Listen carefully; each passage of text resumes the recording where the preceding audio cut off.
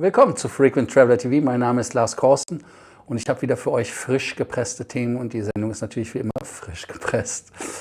Thema Nummer 1 ist Kuwait. Da ist im Nahen Osten immer noch Unruhe im Karton. Sie sind beschossen worden, der Flughafen ist sogar getroffen worden. EU-Reform für die EU-Fluggastrechte. Gucken wir mal an, was da so im Köcher ist.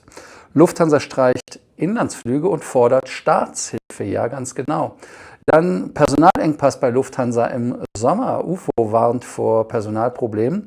Und Eurowings 737 MAX, ja, sie kommen, hat leider keiner vergessen abzubestellen oder daran gedacht abzubestellen. Sie haben vergessen abzubestellen, so ist es richtig. Die gehen ans AOC nach Malta, also die Registrierung, so wie es auch die Ryanair-Flugzeuge haben. Ihr denkt dran, den Kanal zu abonnieren, die Glocke anzumachen, ein Like dazulassen, aber natürlich auch zu kommentieren und auf School zu kommen und dort weiter mitzudiskutieren. Das erste Thema ist Kuwait. Und zwar ein iranischer Drohnenangriff hat Kuwait lahmgelegt und massiv beschädigt. Der Flugbetrieb wurde vollständig eingestellt. Zahlreiche Menschen sind auch verletzt worden. Der Vorfall zeigt erneut, wie stark geopolitische Konflikte die Luftfahrt treffen und irgendwie aus dem Ruder laufen. Der Flughafenbetrieb ist mit über 60 Verletzten eingestellt worden. Terminal 1 ist schwer beschädigt worden. Drohnen- und Raketenangriffe kamen, wo soll es anders sein, aus dem Iran.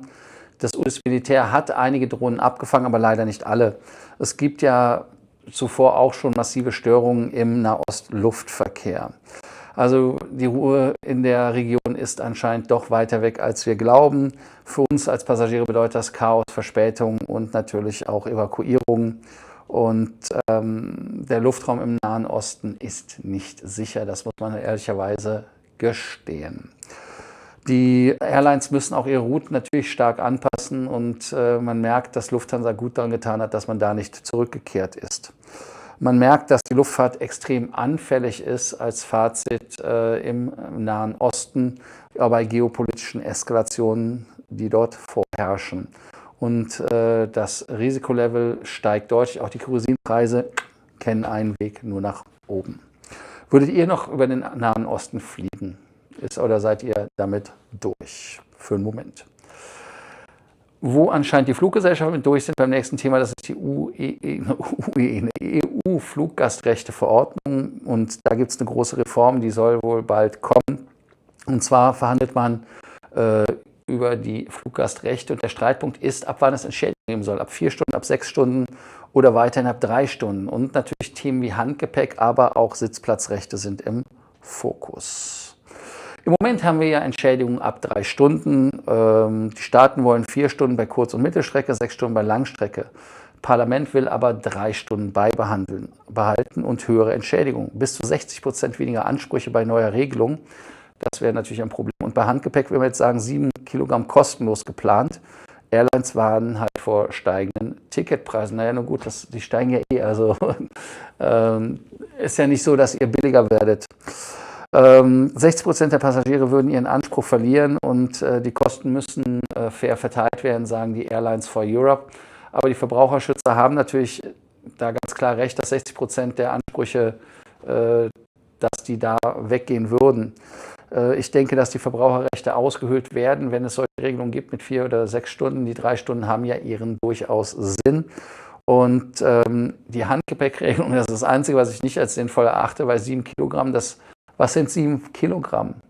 Ja, also das muss 8 sein, wenn, oder 10 oder sowas. Also das Handgepäck muss halt wesentlich mehr in den Fokus rücken.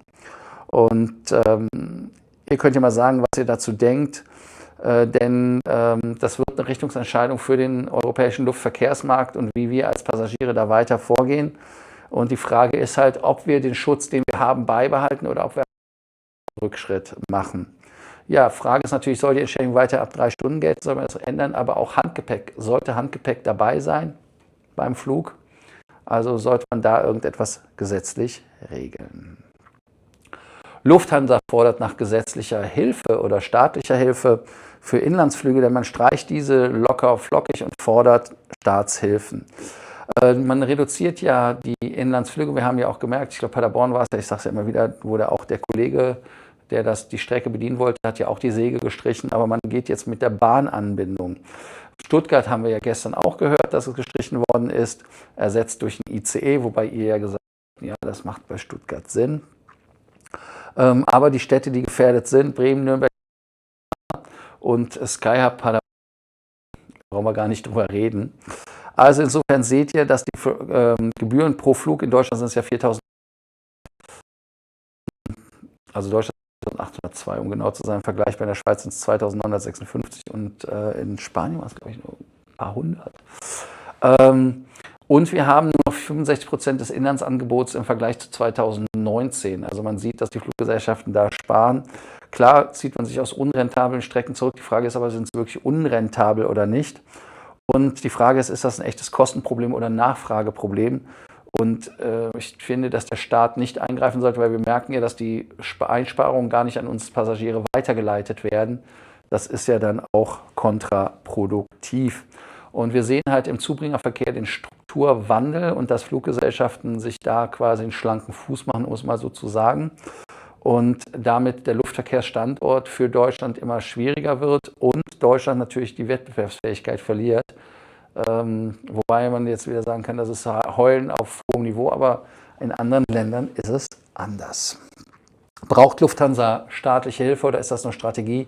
Ist das Carsten S. aus M., der wie immer nur rumheult, um was zu bekommen, oder ist da echter Bedarf? Wo es wohl Bedarf gibt bei Lufthansa ist beim Personal im Sommer. Da kann es Engpässe geben. Die Gewerkschaft UFO warnt vor Personalengpässen bei Lufthansa im Sommer. Lufthansa widerspricht logischerweise und sieht sich gut vorbereitet. Natürlich zu wenig, ist auf Kante genäht, liegt daran, dass die Cityline eingestellt worden sind. 800 Mitarbeiter sind ja betroffen. Ich kann es euch nicht sagen. Also es gibt aber freiwilligen Aufrufe für Flüge im Juni. Also das heißt, man sucht schon Personal, die Flüge berädern. Die Frage ist, ob Lufthansa zu radikal hier spart und ob man da eine Chaos-Wiederholung von 2022 irgendwie machen will, ob man da so eine Revival-Tour machen möchte. Und die Stabilität, die man ja gerade im Flugplan hat, diese damit aufs Spiel setzt. Ja, droht ein Chaos-Sommer bei Lufthansa, das ist die Frage.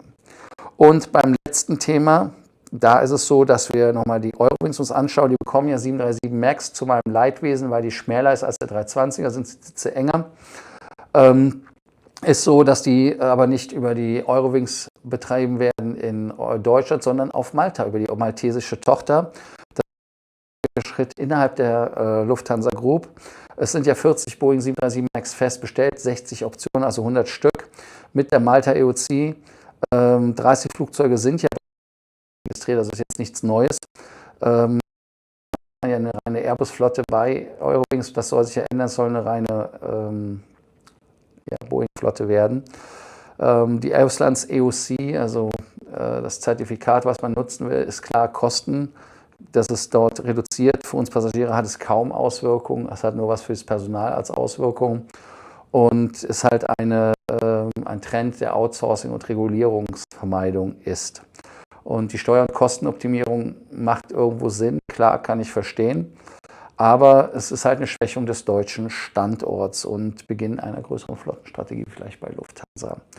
Ja, das ist der klassische Move einer Airline zur Kostenreduzierung, um da halt ganz klar zu sparen. Und politisch und arbeitsrechtlich ist es allerdings natürlich brisant, weil die anderen da kämpfen werden. Also die Frage ist, ob es dann wieder Streik gibt. Oder die Frage des Tages ist, wird die Lufthansa-Gruppe zunehmend ausgelagert? Als Fazit zur heutigen Sendung kann man als Gesamtfazit ziehen, geopolitisch beeinflusst Lufthansa Luftfahrt Politik im Nahost gerade. EU-Regulierung könnte den Markt stark verändern und unsere Passagierrechte reduzieren. Lufthansa ist selber im strukturellen Umbruch, denn man hat einen Kosten- und Personaldruck, siehe AOC, aber auch mit Kante genähten Personal. Airlines optimieren aggressiv über Standort und Strukturen. Ihr denkt dran, den Kanal zu abonnieren, die Glocke anzumachen, ein Like dazulassen, aber natürlich auch aufs School zu kommen und die Frage des Tages zu beantworten. Und die Frage des Tages ist ja logischerweise, droht uns ein Chaos-Sommer und wird die Lufthansa Group zunehmend aus Mainland irgendwann. In dem Sinne, danke, dass ihr heute dabei wart bei Frequent Traveler TV und ich freue mich, euch bei der nächsten frisch gepressten Sendung morgen zu sehen.